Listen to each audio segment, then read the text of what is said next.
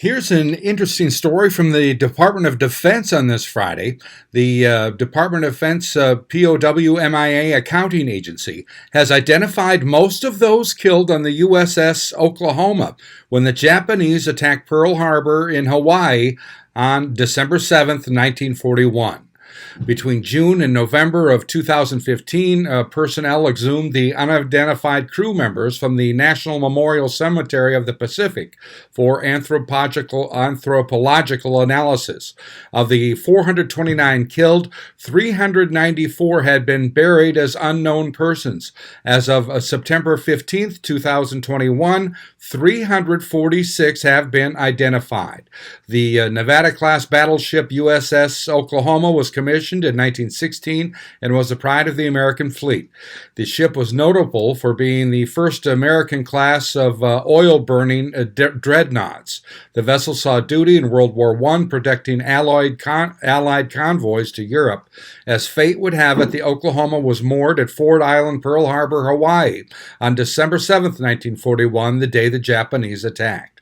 During the attack, several torpedoes from Japanese airplanes hit the Oklahoma's hull, and the ship capsized. A total of 429 crew members died.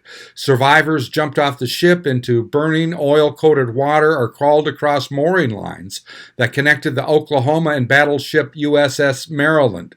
Some of the sailors and Marines inside escaped when rescuers drilled holes and opened hatches to rescue them.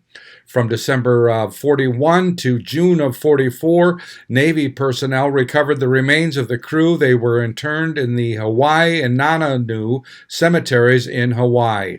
In September 1947, tasked with recovering and identifying fallen U.S. personnel in the Pacific Theater, members of the Army's American Graves Registration Service deterred the remains of U.S. dead from the two cemeteries and transferred them back to the Central Identification Laboratory at Schofield Barracks, Hawaii.